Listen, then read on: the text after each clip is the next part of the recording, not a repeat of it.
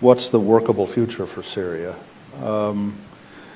You know, what are your thoughts about how a political solution, what would it look like in Syria, and how could we get there? It's a slight modification, but I think it's your question, Mark.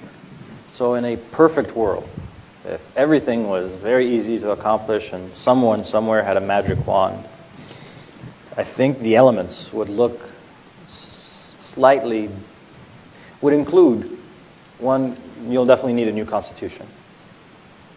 Two, you'll need to dilute some of the presidential powers and make the new Syria more into a parliamentary system.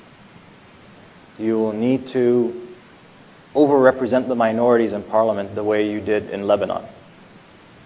But first and foremost, before all of these things, what we look for in the new Syria is a secular democratic Syria, secular being the main operative word.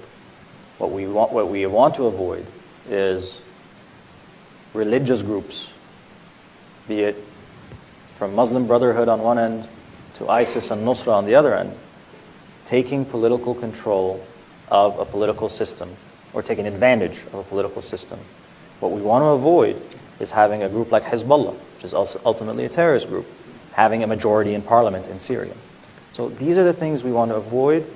In our minds, that's kind of the template of the solution. The challenge is how do we get there? That has been what's been very, very frustrating.